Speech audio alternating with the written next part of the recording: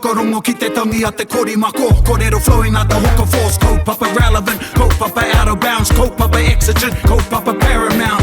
Nā kona whakapiri mai ki te kaupapa tino whakahira whakarongo pi kari mai. Hare mai, o Taringa hare mai. We gotta gather up close everybody. Gather up close everybody. Kani move that body. Kani move that body. Tēnā rā koutou i ngā rā o te whitu. Ko ruhi te rangi tēnei e mahi nei tana mahi ara. E noho nei tātou i roto i te pūmahana o hene raumati. Pūmahana. Might be a bit more than pūmahana actually. Getting, kua wera haere. Ko wera haere. Kare kore. E rika ana ngā ngākau o tēnā ki te noho tahi me ngā whanaunga. Ai. Yes. Or not, maybe. Yeah. Koe nei te wā ka whati pēr ngā tikanga kai. Yes. For 1, 2, 3 or 4 days. For 1, 2, 3, 4 days ka kai kuri. What?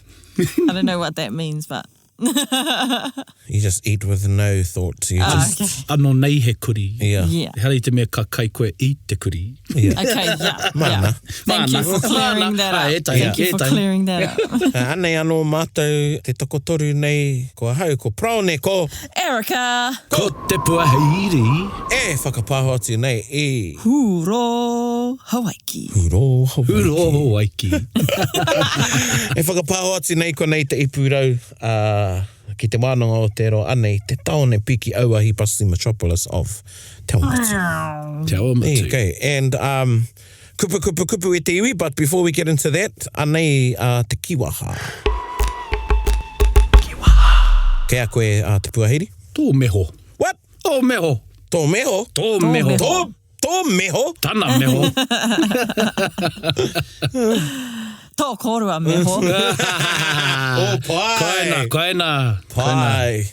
See, we could just have a conversation using meho. Yeah. Meho. Tō meho. I don't even know what it means. Tō meho. Mau e whakamarama te puahiri? Yeah, so-and-so said that you were going to do this and that you went and did this at the party. And you say, oh, tō meho. Yeah. You can go jump in the lake. Yeah. Or get stuff. Yeah, get stuff. Yeah, up yours. Go now. Tō meho. Yeah. Okay. Go now. Yeah. Yo, someone might say, yo, tet. Yeah, yo, tet. Tō meho. Tō meho. Or tana meho. Tana meho, yeah. Yeah. Oh, yeah, that's when, someone said that you said this, but tana meho. Tana meho. Yeah. And I liked your one too, tō korua meho. Tō korua meho, yeah. Yeah, pai. Would you say tō korua or o korua? I used to just hit the o. Oh, yeah. Yeah. Yep. If you're all het, then you just say, well, there's more than one there. O meho. Yeah. So there you go, e te iwi. It's a bit sort of like o roke, tō roke. Yeah. Yeah. Tō hamuti? O hamuti. O hamuti, yeah, koina. Yeah. O raho. And again, depending on... You know, it's one of those you got to be careful with. You know, it could be fun or depends how you say it as well. Yeah, whether it's, you know, the intensity of how you deliver it. The intensity. Like a tō meho as opposed to tō meho. Yeah. Shut up. Geez, you look good today, huh? Tō meho. What do you want? What have you done? Those ones, Yeah, what e do pai you hoki want? tērā. Yeah. E pai hoki tērā. That's another way of using it. So there you go, te iwi, go out there, see how many times you can say tō meho. Tō meho when you get a good Christmas present. Tō meho. Ooh, this is a good tongue tie. Yeah. Fifi. Anyway, koina te kiwa. Getting into kupu, and we're back at te Kupu Whakaniko. Kupu Whakaniko. Kupu Whakaniko. Whakaniko. Whakaniko, whakamomono. See how fast you can say that. Whakaniko. 10 times. Go. Whakaniko, whakanako. Is anyone counting? Because I'm not. So to embellishments. We're embellishments, and we're focusing on ngā kupu hua tau, me ngā kupu whakarite. So metaphor and simile. Similes. By figurative language. And previously in this section of Kupu Whakaniko, Te Reo hua tau, kupu hua tau, and kupu whakarite, we've done te moana, ngā rākau. Ngā rākau, right. So what's one from the moana? Moana. Moana nui. No. Taku parawa te rewai. Tō meho. That's a good one. That's a good one, Taku parawa te rewai, ka pai. Kei a koe Snow, te ngahere. Lua parawa. Ka pai, we're in the ngahere. Oh, in the ngahere now. Yes. Tōtara whakamarumaru. Ka pai. Tōtara And haimata. we've done birds. Birds, yep. Yep. Me he piwai waka. Me piwai waka. Manu tute. Manu Tau raka. Ai. Manu koroki. Yeah. Manu koroki, manu korohi, and that's it, eh? That's it. So this This is the fourth installment, eh? Fourth, yeah. Ai, tika koe ni te mea tuawha. Ai.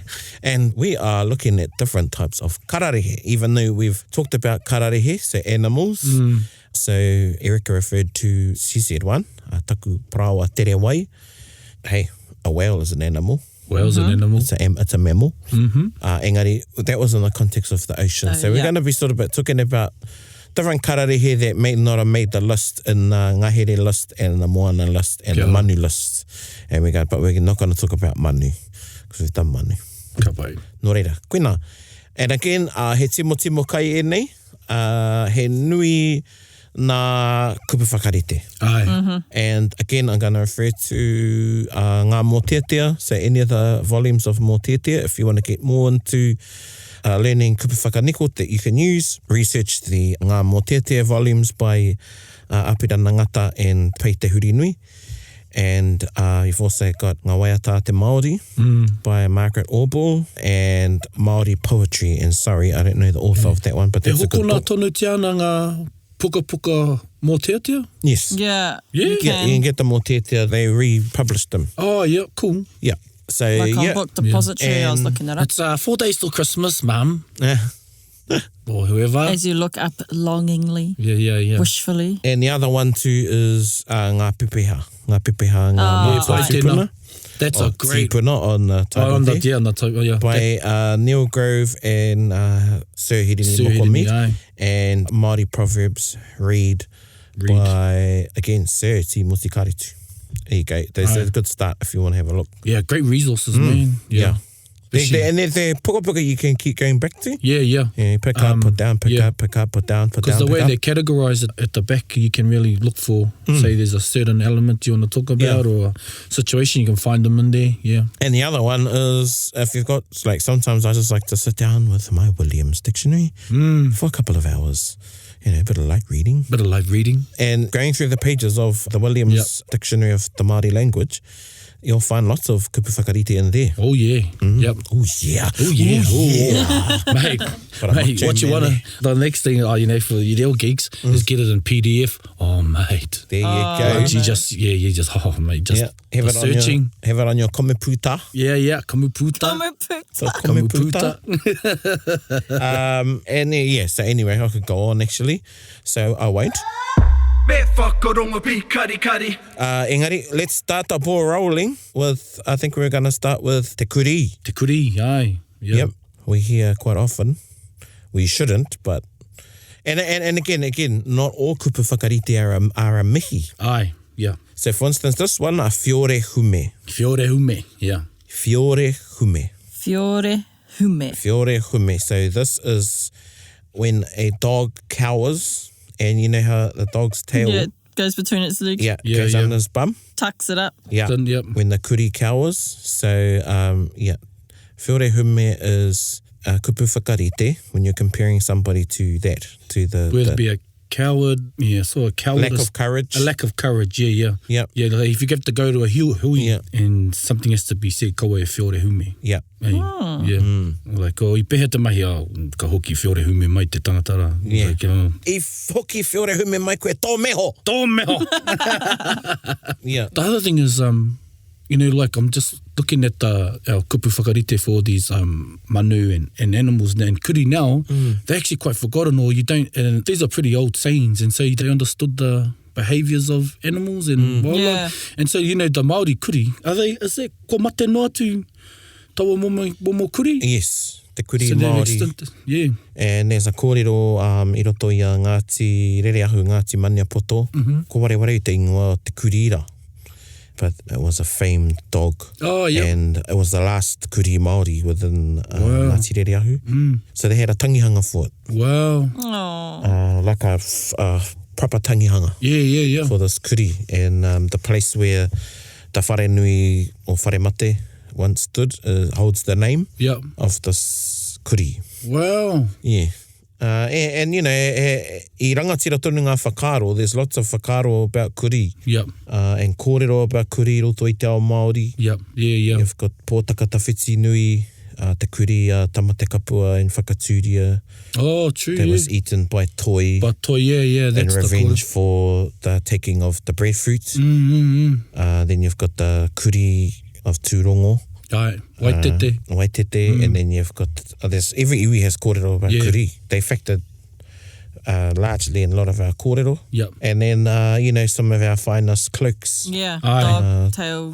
Korowai. Kahu wairo tērā. Kahu wairo, so that's made with the dog tails, it's a kahu wairo. And then you've got the tōpuni, which was made with the, and it's really interesting when you see a tōpuni, it's very different to the other kākahu, in that they actually sewed the sections of the skin of the dog. So they have a white section and they sewed them together. As opposed to taking that was another one, the tōpuni, and then I forget the other cloak that they made, which was actually tufts from Yeah.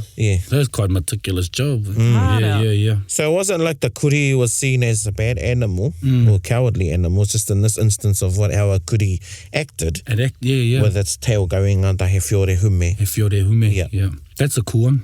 And what about when you do something bad and it sort of comes back to bite you on the bum, or you know the karma comes around? Ka huki te kuri ki tana ruaki. Ki tana ruaki. That's when you've said something and you've gone back on your word. Kauki mai ki te kai o meho. And you eat and that's what a dog does. If the dog eats its own ruaki, it's spew. It's vomit. Or it could be you've done something bad and you return to the scene of the crime. Kia ora. Ka kai te kuri i tana ruaki. So that's a whakatauki, but I've heard it used like a kupu whakarite.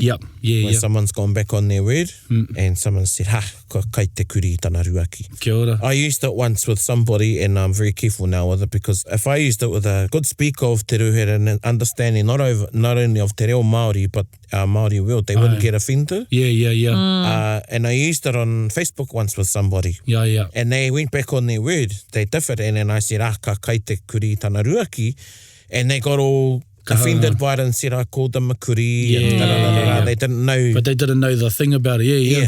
We do with my mates, we were playing cards and ko hoki mai koe ki te kai tō ruaki when they play a wrong card and stuff like that. Like table card. Table card, reneg. You know who you are. Stop reneging. Everyone knows that you don't. Everybody does it sometimes. Everybody does it. So that's one of the kōrero. Ka pai. Ka kai te kuri i tana ruaki. Tērā. Then you've got the he ihu kuri. Ihu kuri. So it's one who follows their nose. Well, they're really good at smelling. They are. He ihu kuri he tangata haere. He tangata haere. Koina hoki. So someone that goes on, it's not so much about them sniffing things out. It's about them just going with the wairua of travel. Going about the, right. He ihu kuri. Someone who's cruisy. Or a journeyman and they'll just sort of like follow their nose. Go, just he ihu kuri. In recent times, I've heard people use it like, you know, your timing's scary when ka taka te kai. Someone always turns up, their timing's They go, ko taimai mai te ihu kuri. Yes.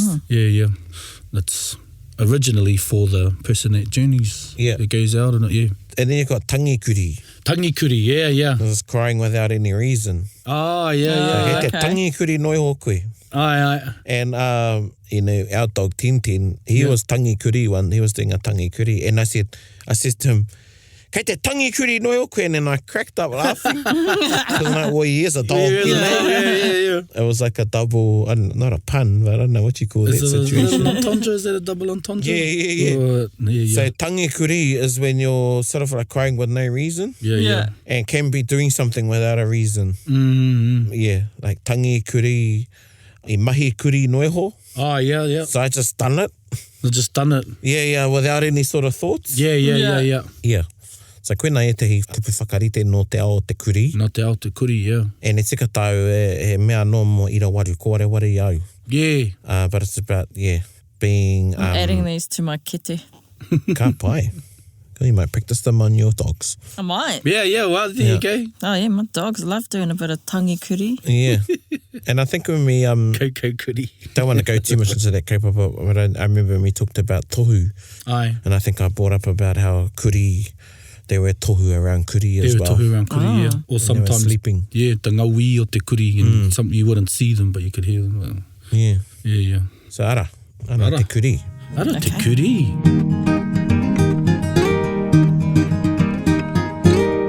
Peanga me mo te kiore, he kupu whakarite mo te kiore. Ko te honua te kiore. Honua te kiore, yeah. So that's a name that Tūhoe have taken, but it's actually it's a broad one. Yeah. It's about walking in single file. Aye. If you see the Kura kiore tākai puni. walking in a single file, they're nose to tail. So koera te honua te kiore. And Single they'd file. use that you'd use it, in some things of warfare or something, you'd use it to hide your numbers. Right, yeah. Or to make your trail without much disturbance and stuff. Yeah. Without leaving a huge footprint. Yeah. So you'd say honua. If it was a command, you'd say honua te kiore as a command. Yeah. So join like the journey of the kiore. Yeah. Yeah, so single file. But Tūhoe ki Waikato have taken that te honua te kiore as a name. I think Wharehuia gave to them because of the saying Tūhoe kai kiore. Okay. Yeah, which is another pepeha.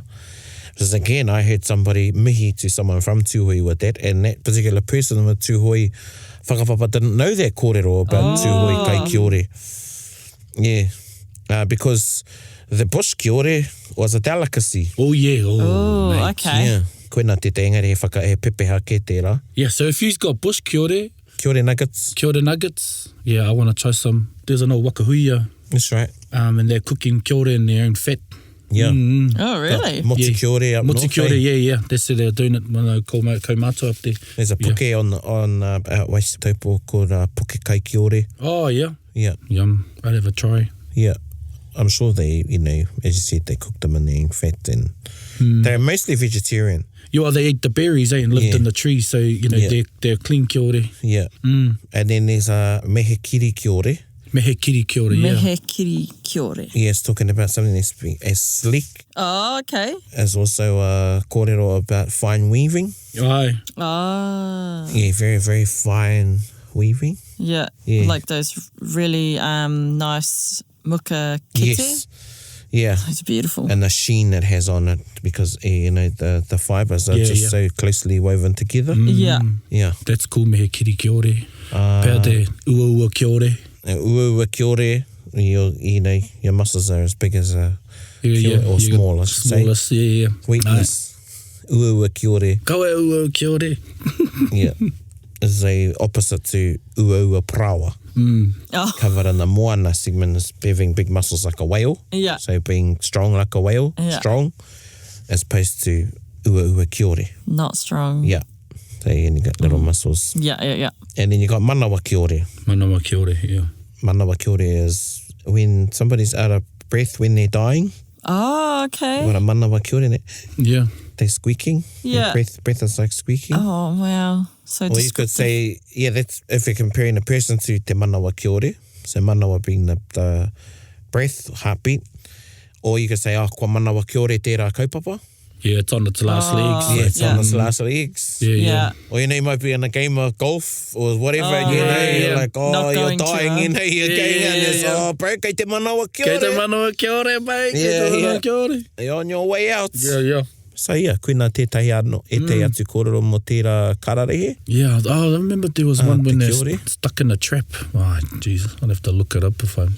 Yeah, I was just trying to look at, I'm sure I've heard one about it eating the basket and making holes in it. Yeah. Like a gnawing And thing. I think it referred to being greedy or something. Oh, I don't know. I might be making this up. Yeah, sounds Anyway, like a bit of a Mickey Kiore one thing. And that's one that's used. Miki kia ora. Yeah, Miki kia ora. Bloody Mickey kia ora noiho. It's a Mickey Mouse outfit. Yeah. Pehea te hui. Yeah, Miki kia ora te hui. Yeah, that's a contemporary one, but still a security. Kia ora. Yeah, that's a good one. You prefer to Mickey kia ora Miki nei. kia ora katoa ngā kororo. Yeah, it's all bloody Mickey Mouse, poor Mickey Mouse. Oh, Mickey Mouse. You know. Engari, koe nā tētahi o nā kupu whakarite o te wā. Mo te wā, yeah. I think it was one I whakamahia e o tātou mātua tūpuna. Yeah. Like kau mātua. You can imagine. And I used it with some generations and I've used it and they've given me like side. Yeah. Koro titaha mai hia. Yeah. What does that Sa mean? bloody Miki kia ora tēnei. Yeah. Well, there you go, te hui. And if you do have any other kupu whakarite that we might miss, especially the kia ora ones or any kuri ones, put them on our Facebook page. Yeah. Well, that goes to show though, you know, that one, the Mickey Mouse, bit of a Mickey Mouse operation or outfit. Yeah. The other one is ahua, you know, ngā kaua praone. Oh, yeah. Ngā kau, yeah. Ngā kau prauri, really brown cows. Bloody brown cows. Yeah. So how we've taken those, and we touched on a little bit like with waku waku te toa te kaho and some of those ones. True. Yeah. Talking about cows, the kōrero of Governor Grey. Oh, Ngā kairau rekau. Koina te kōrero? Yeah, it's a big kōrero, it's a long kōrero about when Gray he used the metaphor as a cow of colonization, and he used the cow as part of his metaphor, that he had this cow that he was going to bring to eat, to drink of all the waters, i roto i a Waikato, and Potatau said, well, my waters are he manawa whenua e kore mimiti. Aye. Their springs, they'll never run out. And he said, well, the cow's going to eat all your food. And he said, well, ka hoki au ki aku kai o mua ki te roi, ki te hinau, ki te popohue, ki te mamaku. And then he said, well, my cow's going to eat all that too. Then what will you eat? And then he said, well, I'll eat you. Yeah. That saying about the cow, he kau ka wana koe, there were compositions and haka after that exchange between the two, because before then, that's the thing. Potata, I think, he didn't think he was going to invade because they're actually good friends. Yeah. Yeah, that's a whole nother kōrero anyway, but that's one sort of another kararehe that was used as a metaphor. And then tūpuna picked up on that, on the cow, and started using it. Yeah. What's our next one? I was looking Are there any about hoiho? Yes. Yeah. I think we might have touched on it in the iwi o te wiki with Ngāri Ngāti Puru, yeah. when he was talking about the kamia and the hoiho. Yeah. And korakora ana te haere. Korak. Yeah. Korakora. Yeah. It's about going fast. Yeah. Oh, yeah. But it was when the horses hooves with their shoes on are hitting the stones on the roads of Ngāti Puru and the sparks. You'd see the sparks. Oh, Yeah. So it means to be going handi. Yeah. Full throttle. Parahuti. Yeah. Parahuti ana te haere. Korakora ana te haere. So that's from... Yeah. Cool. He kupu oro he onamata peia tēnā. Yeah. Ka korakora te... Well, it's both. A korakora is the sparks. Oh, neha. It's the sparks. Nā whai anō. Yeah. So the horse hooves with the shoes would hit the flint. Yeah. The roads. Yeah. It's way apu. Yeah. And as it's hitting the rocks, that spark, Yeah. that it only happened when the horse is going handi. So it's the saying comes from korakora ana te haere. Yeah, that's so cool. And you got like, while we're on hoiho, kine he kararehe Pākehā tēnei, but it's made, we've got kupu whakarite, and this isn't he reo hua tau, but I wouldn't say he reo whakaniko. Yeah. But e piringa nau ki te rongo I te waha tonu o te hoiho. I want to hear it from the horse's mouth. Yeah. So it's a saying there that we use I roto hoki I te reo Māori, even though it's from te reo Pākehā. Aye. We may have touched on the taniwha and the taniwha hikuroa. And how te taniwha hikuroa, Eric? Somebody like a leader with a great following. Yeah. Yeah. Taniwha hikuroa, so you can see that taniwha with a great tail, a long tail. Hikuroa. Yeah. Rangatira tērā. Yeah. And we were talking about kaue unu. Kaue unu taniwha. Yeah. Kaue unu taniwha. Yeah. So don't lure the taniwha out. Yeah. If you're lucky, you might bite off some more than you can chew. Yeah. If you're lucky to attend one of the kura whakarauora from Scotty Morrison and co, he uses that. And so when kids are nagging each other, one will say, kaue unu taniwha, don't tempt me. Don't tempt me. Don't you tempt me. So you can use that in a modern setting. And you might be a taniwha hukuro if you've got like up to 1,000 followers Yeah. on Instagram. Yeah. Like, yeah, man, he hukuro tōku. Where does niho wera come from? Is it niho?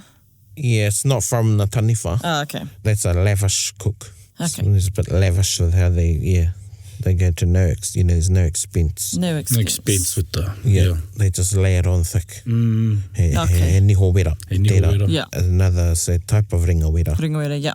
Another saying is kua maunu te taniwha I te rua. Ah, ko maunu, yeah. So, you lure the taniwha out or the taniwha has come out of its hiding place. So, might be someone getting angry. Oh, right. There could have been an argument or started off as just a debate. Yep. And it turns into an argument and then it all goes to, hell. And then ko maunu te taniwha I tamarua. Yeah. The taniwha has come out. And then to play. ka hume whiore. And then ka hume whiore tērā Hume titaha. whiore te tangata. Because sometimes, say I'm talking about animals and, mehe taniwha, sometimes all they need to do is come out of their rua and show their size and then it's like, okay. Yeah. That's enough. Yeah. And while we're on taniwha, and we might have touched on it in moana's te korokoro o te parata. Te korokoro te parata. When you're yeah. in big trouble. When you're in big trouble and you're in the... Yeah. Yeah. In the whirlpool. In the Yeah. whirlpool. Which was the mouth of te parata. Aye. Te korokoro. It's this whirlpool in the Pacific Ocean, but te parata was a taniwha. Kia ora. Ah. So that's a creature. Yeah. Taihoro nukurangi. Yeah. Another one while we're on, just pop out is when he toke koe. He toke koe. Oh, yeah. So you're a worm. Yeah. But that means that when a worm sort of pops out of nowhere after a rain or something, Oh, yeah. Yeah. and a worm comes up, it's like, he toke koe, like, where did you come from? Oh, Yeah. right. You just come down in the last shower, sort of. Yeah. Oi, toke koe, you just come out, where did you come from? Yeah. Yeah, so, yeah. You don't really hear that one. He Yeah. toke. Can you use that? I he thought of noke. it like... We say toke. Toke, We say yeah. noke. I could imagine it being used as like, speak of the devil. Yeah, well, that's a good one. Oh, that's how I Yeah. thought you could use it. Yes. Yeah. What are those ones for awhato and awheto? One is from tētahi o nā pōkeka, hinei tūrama I te wā I haria ki te tiki, I te panepane o tana tāne o te huri nui, I mate ia tūhoi. It starts off hia kai atu anau ki rua tāhuna, ki kai moko puna ki te upoko kohua nei o te urewera. And, if someone writes a pōkeka about you, Ooh. even as degrading as it is, it's actually He mea whakarongo nui. yeah. Whai, mihi tērā. He me, yeah. And tūhoi still use it today. Aye. I haven't heard it in Te Arawa. Anyway, there's one line in there, ki te kiri I whakataua ki te anu he tawatawa. Anu he tawatawa, aye. Yeah, and that the anu he tawatawa, this caterpillar, it dropped off the trees at a particular time of the year. And they would use their dryer, te tohunga would dry it, and they'd extract from it a blue pigment, Aye, tika. which they would mix to make the tā moko, the tā for the moko. Aye. Yeah. So te kiri I whakataua ki te anu he tawatawa is one that's been tattooed. Ah, kia ora. Yeah, or has their moko. Yeah. How no te kora he Te kiri I whakataua ki te anu he tawatawa. ki te anu he tawatawa. Yeah. Whai tēnā. O kua whakataua tō kiri ki te anu he tawa I know how you can That's cool. change it up. Yeah. Yeah.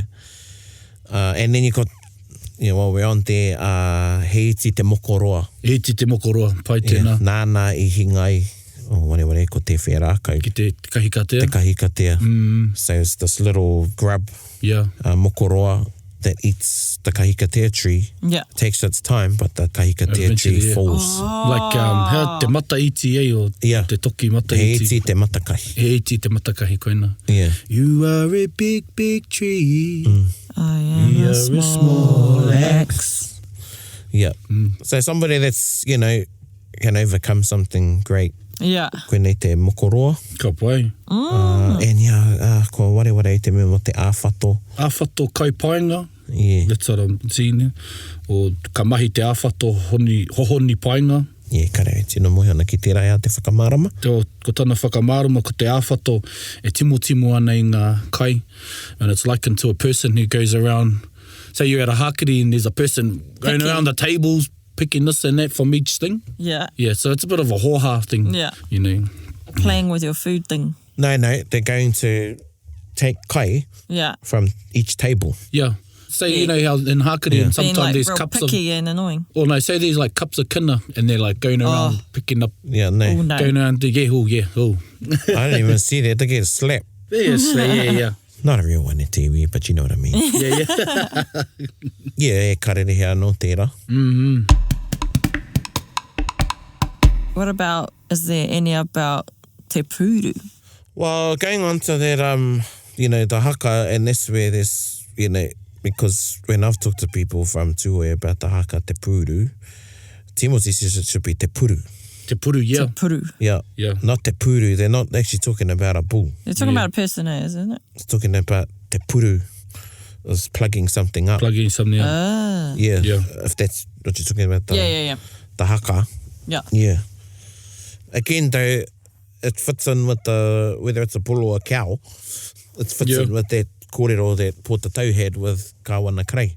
Before when we were talking, you mentioned a kōrero about the honu. Yes. Oh, true. That's right. I had a kōrero about how language has changed. Aye. And this question came across asking, well, what's the differences? And I said, what's the hard? You know, there's too many. Even in the last 10 years. Anyway, I talked about how we've got these kupu we used in Hawaii. Aye. And one was the honu, which became a word that we used as a kupu whakarite, but we don't see anymore. Aye, tika. Because when we moved from Hawaii, we didn't see the honu. Yes, a honu manawarahi is someone who perseveres, Kia ora. who has great endurance. Like manawatiti. Yeah. Yeah. Anei te honu. Awkward turtle. Right. Anei te honu. You might have to take a boomerang. If you can see, I'm doing the turtle hand You might have to action. do... Okay. I don't have the coordination for that. It's your thumbs, not your little fingers. Your thumbs. Both. Oh, I see where we go. There you go. There we You've go. got Yeah. it. You've got it. The cool thing with a honu is, there's lots of cool things, Yeah. is that a honu is still referred to as a fish. I roto i te ao Māori. Yeah, He yeah. ika tonu te honu. Oh, okay. Yeah, even though it had 4 arms and could crawl out. Yeah. Yeah, Ka whānau atu te honu i te hua. yeah. It lays eggs, so that Yes. might be its criteria why nā te mehe ika tonu he harane. Yeah. Well, ki te Māori, he mea kaukau I roto I te moana, so it's a ika. Yeah. Ko ware, while we're talking about that, there's one about te kikino. Ai. Yeah. Again, I don't think it know was a that. reference to the sleek. Yeah. How a kikino is sleek. He ngeru tērā. That's where we ngeru. get the word okay. ngeru Ngeru, from. yeah. I was hoping you'd bring that up. Yeah. So ngeru means sleek. Oh. And so a cat is sleek. Yeah. So you call them ngeru. Okay. Yeah. There was Ngeru. another kōrero about it being sleek. Ngeru. And again, it's in haka. Ka rere atu te kikino titiro mai ai. He tawhiti. Yeah. Talking about the kikino, the seal, swimming to the horizon and looking back. Yeah. Yeah. Is someone that sort of takes off. Takes off, yeah. And then looks back. Yeah. Yeah. Yeah. So perhaps koutou o ngaitahu. Ai ni pia kei koutou etahi kōrero mo te kikino in Kararehe. Yeah. They have some Ngāti Kuri about the kikino or something o. I can't remember what it is, but Yeah, well, they're noisy. They're noisy. The kikino. yeah. They're quite ferocious. Yeah, Yeah. they look, you know. Well, they're wild dogs, that's all. Yeah. Well, you know. He te dogs. kuri, Here tika it tērā. is, te kuri, yeah. Yeah. Oh, e kita nei te tarakihi. I te waru. I te waru, ka kata te tarakihi I te Oh, waru. the mosquitoes ones or... The cicadas. Oh, yeah. Yeah. Oh. Cicada style. But there's Talking about the noise of summer. the noise Yeah. of summer, yeah. And that's also known as ngā manu o rehua. Aye. Oh, yes. Yeah, because they came out of rehua's here. Yeah. Taku mohio. Out of his tiki. And at the time of rehua, which getting in summer, is heat, you hear them. Hear those cicadas. Yeah, you hear them. Yeah, so e tangi ana te kihi. Yeah, I te waru te tarakihi. Yeah. Even into the night. Yeah. And you can gauge how hot it is by how many times you count the cry of a cicada. Oh, yeah? Okay, Yes, what does that gauge? And it's scientific as well, scientifically proven. What, so the more they sing, Yeah, the hotter it is? yeah, Oh, nee. Wow. yeah. So you hear them in the morning, Yeah. and when you hear them in the afternoon, or when They're when going it gets at hard. burn time, Yeah. Yeah. I mean, you already know it's hot, but you'll hear they're more intense. Yeah. Yeah. And then as the heat starts going down, then They calm down. they calm down as well. Oh, wow. That's cool to know. Yeah. Because there's another saying about the kihikihi or the tarakihi. The noise you make, it's likened to a person that's hungry. They start smacking their lips. I don't really smack my lips. I just Well, say, yeah, same. I was like, I'm hungry. I was like, how do you... Yeah, it's interesting to for our tupuna to liken it to that. And while we're on that, you know, even though it's not, we've talked about kua tinga te ngārara, Yeah. is that your appetite has been satisfied. And the kupu whakarite there is this ngārara, this insect, this animal, this being inside of you, and is seen as your appetite, Yeah. as your ngārara, so you've Ngārara. satisfied it. Yeah. Tinga te ngārara. One of our tupuna tūkorehe and the whare is down past Levin. And tūkorehe, the teko is eating a ngārara, a lizard. Oh, yeah. Now, that's a symbol of resilience, of having no fear. When you see those whakairo, it's eating a ngārara. Yeah. Yeah, because our tupuna were quite, you know, respectful and revered the mokomoko. Yeah. So, yeah, ko tērā whakairo, he kai ngārara. Yeah. Yeah, that person is, It's a big statement. yeah. It's like o te mana e mana wa kai roke. He mana wa kai tūtai. Yeah. Undaunting. Undaunted. Yeah, he kai ngārara. What about, any other ones about the mokomoko? Yeah. E aua I tēnei wā. I'm sure there are. There's that one. Oh, it's a kiwaha though, eh? Yeah, Nā tō mokomoko. yeah. Tō mokomoko. And he anō tērā. It's sort of like e nge, eh? Yeah. Like, serves you right. Serves you right, yeah. I was going to say Tō meho. that purua te moko one, but yeah. Yeah, tō mokomoko. And is that from the kōrero to do with Maui? Turning into a isn't it? mokomoko? Yeah. Yeah. And then he got snapped. So he got found out, eh? Yeah. He got snapped and then he got snapped. Yeah. What that tō mokomoko serves you right, or is it, but not only means serves you right, but you've been found out, or your plan didn't go to how you wanted Yeah, it to? you've been found out. Yeah, Yeah. tō mokomoko. And I think that's a new one with old thinking. Oh, true. Yeah, I'm not sure. I'll stand corrected if so. I think that's a new saying with old thinking, which is cool. Yeah. E tupu tonu ai tō tātou reo. Do you know any about the moa? Yeah, huna i te huna te moa. Huna i te huna te moa. So hide yourself like the moa, or be gone like the moa, or kei ngaro pērā i te moa. Kei ngaro pēr te moa, yeah. Yeah, so at least you're lost, at least it'd be lost like the moa. Like the moa, yeah. He whaka matara tērā ia tātai e whaka ohiti. So that's a warning to us. Kei ngaro te reo pērā i te moa. Oh, Now, the moa just didn't disappear. It's because of man that the moa died. yeah. And that's where that kōrero was really directed at us, is if the language dies, it's because it's our own fault. It's our own fault, yeah. Yeah, so look after it. Te tautu mo te moa, he whare moa, Te whare moa. it's hollow. Hollow. Yeah. And I can ask no, stays in, he's like sitting down, he goes, aye. And where does that kōrero come from though?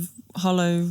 Was a rākau whare moa, or whare moa is a hollow, it's empty as a hollow dwelling where a moa would live. Oh, okay. Yeah. Yeah. It's bereft of a dweller. Yeah. Hey, Oh, Yeah, whare moa. Yeah, would have. It's no more. no more. no more. Need some more people. Need some more. Yes, and we are approaching their time as well. There's another one. This might be our last one. It talked about the moa running over the roots of something, changing the growth of a tree. Ka Yes. mahara koe ki taua kōrero? Yeah. Te moa nāna i takahi, Ai, ngā paiaka o te rākau. paiaka o te rākau, yeah. Yeah. It's more or less about the things that affect something in growth. So Yeah. You can liken it to when you see a rākau or you see a person, you don't know what their upbringing was like. Be it good or bad, you know, but it's been affected in the way of its growth. Yeah. There was one that Life experience. Life experiences, yeah, tika. I'd like to know if there anyone's about flies, dragonflies, like, because it must have been heaps of... He mea anō tau mo te kapo ai? Kao. Ka rea ku mea mo te kapo ai. Yeah. I think kua tai. Ko tai. Kua tai. Kua tai. Ki te tai. Wāhi.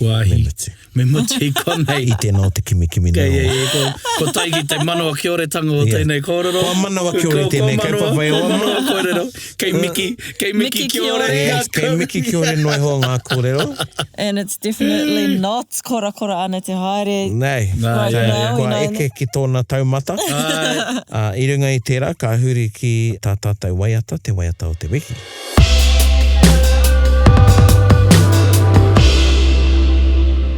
And ko tā tātou waiata o te wiki. Te pono nihowera. Te pono nihowera.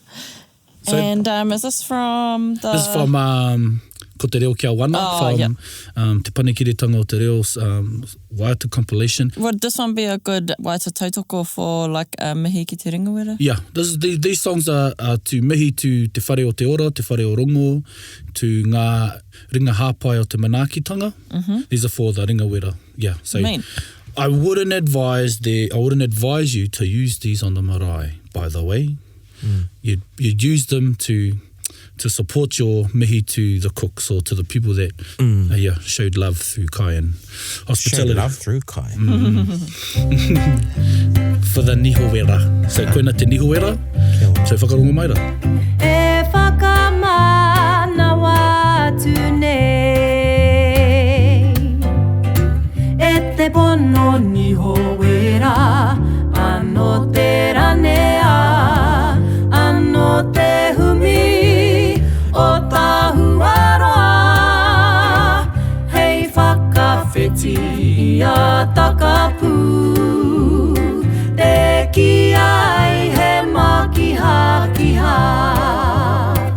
Engari ke ia he maku e he hunene Hei mo huki ia tako Nei ra te reo uruhau o tua E whakamana watu nei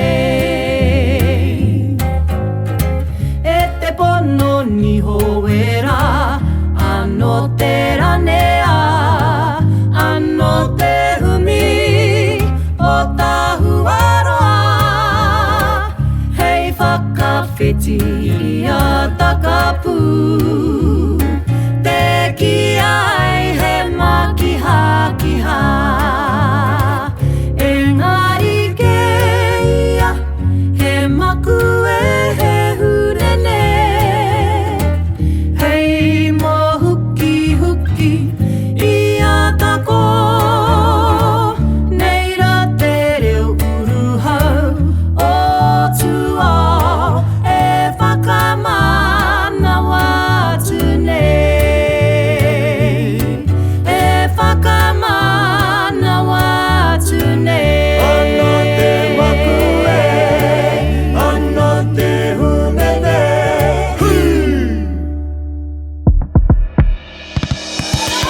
Me whakarongo pi kari. Really old school tunes, eh? E te pana Nihowera. And heaps of kupu in there. For your real gigs in there, you can te humi. you can look up the words. The lyrics. Yeah, heaps The of heaps words. of waiata have heaps of kupu whakarite in them, eh? Heaps of waiata have heaps of kupu whakarite in them. Heaps of them. I think, and this is again, I'm going to go back to what I've said before. I think I've said, if you look at the mōtetea and take your cue from those in terms of giving you guidance to using kupu whakarite, because it can be a bit ad nauseum Aye. when you use too many in one, say like, 3 kupu whakarite in one line or one verse. Yeah. If you take your sort of guidance off a lot of our mōtetea, you'll find there's only maybe 2-3 kupu whakarite. Yep. That he used to mō tētea. But there's always heaps of like kōrero huna in them, like... Definitely, but talking about kupu whakarite, there's not 100 kupu whakarite in one waiata. Yeah. It might be 2, 3, 4 at the most. Yep. Or they'll use one kupu whakarite and then they'll expand on that whakaaro. Koina. Yeah. Use that guide when you're using them koutou te hunga āhua matatau e hehi ana ki te whakamahi i ngā kupu whakarite ki roto i a koutou mihi karanga pea whai kōrero, kei nui rawa. Kei nui rawa. So it's having a balance and, exercise a bit of class when you're using kupu whakarite. Every single word that comes out of your mouth doesn't have to be a kupu whakarite. E hara i te me tākoro koe i o kāri katoa i roto i tētahi kōrero. Yeah. Well, that's true. You don't use all your cards. Another thing is when you use too many of them, you commonize it. Yeah. Koina. So you take away from the kupu whakarite, its mana, by putting a whole lot of other kupu whakarite in there. Yeah. It's not a competition to see how many kupu whakarite you know when you do a mihi. Yeah. It's better to use one or two and then sort of expand on those, or put some other kōrero around it. Tika. To sort of couch that kupu whakarite. And try and stay in that same environment. So, kaue ki, te manuhuia tūrai, e eke ana i ngā tūwā rangaranga o te moana. Yeah. Because it's... You're mixing different contexts. You're missing kaupapa and you'll just lose people. Yeah. Yeah, actually you're quite lucky because I found that out through experience. So. Me too. Kua whea ko. Same, you learn these and you want to use them, because they're so cool. Yeah. And that's where we're not saying don't use them, we're saying just be delicate in how you use them and put some thought into it. Yeah, keep it simple. Yeah, koina. Yeah. Instead of trying to put a whole lot of kupu whakarite in whatever you're doing. Yeah. E te parara, e te tarara, e te... Kei taku, tararara. Yeah. It can just be a bit like over cool. Yeah, so this is and you might get this is a case of quantity over... quality over quantity. Yeah, koina. And that's it, ko te kupu whakarite, te kounga. Ka whakātui te kounga o tō tātou reo. Nō reira, e kounga ai me āta whakamahi. Me mahi mārire. Me mahi mārire. Yeah. Hoi anō. Tēnā koutou. Tēnā koutou. Have a good Christmas, everyone. And tēnā tātou. Oh, yeah, kirihi mete. Yeah. Kirihi mete. Huro Hawaii, be safe. Huro Hawaii. Love one another. Hawaii. Kia tau te uruhau. Kia tau te uruhau. Kia hāneanea te noho. Kia maru tau te haere. Kia ora. Tēnā koutou. Huro tohi rua toru whā. Huro Hawaii.